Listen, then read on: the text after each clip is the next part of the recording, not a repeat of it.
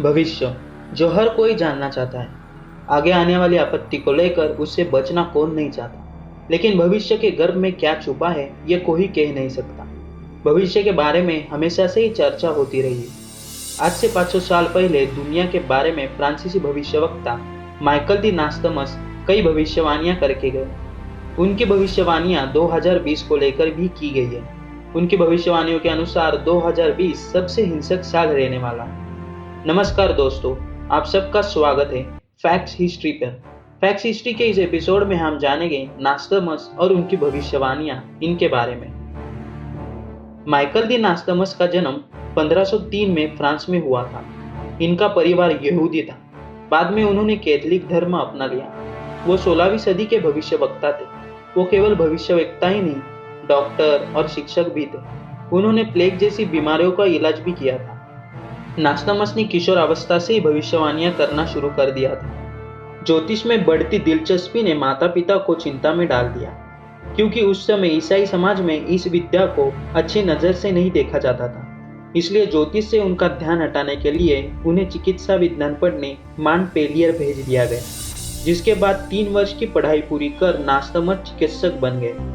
23 अक्टूबर 1529 को उन्होंने मॉन्टपेलियर से ही डॉक्टरेट की उपाधि ली और उसी विश्वविद्यालय में शिक्षक बन गए। लेकिन चिकित्सा में मन न लगने के कारण उन्होंने 1550 के आसपास चिकित्सा का पेशा ही छोड़ दिया।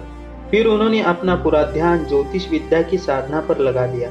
इसी दौरान उन्होंने अपना वार्षिक पंचांग भी निकालना शुरू कर दिया। उसमें ग्रहों की स्थिति, मौसम और फसलों आदि के पूर्वानुमान होते थे। कहा जाता है कि उनमें से ज्यादा सत्य साबित हुई। द प्रोफेसीज इनकी बहुचर्चित किताब है। इसमें उन्होंने 950 भविष्यवाणियों का उल्लेख किया है।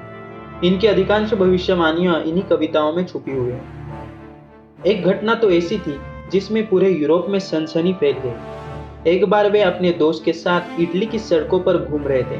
तभी उन्होंने एक युवक को भीड़ में देखा। जब युवक पास आया तो उन्होंने सिर झुकाकर उसका अभिवादन किया। दोस्त ने हैरान होते हुए इसका कारण पूछा तो उन्होंने कहा कि यह व्यक्ति आगे चलकर पोप का आसन ग्रहण करेगा। वह व्यक्ति फेलिक्स पेरिसी थे, जो 1585 में पोप चुने गए। नास्टमस के जीवन के अंतिम साल कठिनाइयों से भरे थे। फ्रांस का न्याय विभाग उनके विरुद्ध यह जांच कर रहा था कि क्या ये वास्तव में कोई जादू टोना का सहारा लेते थे। यदि यह आरोप सिद्ध हो जाता तो वह दंड के अधिकारी हो जाते। हालांकि सभी आरोप निराधार निकले। उन्हीं दिनों वे जलोदर रोग से पीड़ित हो गए। उन्हें अपनी मृत्यु का पूर्वाभास हो गया था, इसलिए उन्होंने अपनी वसीयत तैयार करवाई। 1 जुलाई को पादरी को बुलाकर अपने अंतिम संस्कार के निर्देश दिए।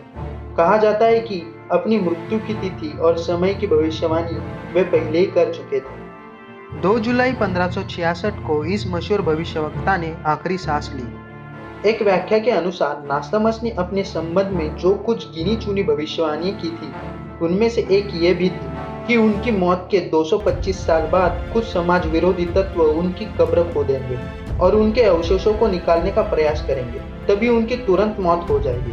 वास्तव में ऐसा ही हुआ। फ्रांसीसी क्रांति के बाद 1791 में 3 लोगों ने नास्टमस की कब्र को खोदा। तभी उनकी तुरंत मौत हो गई।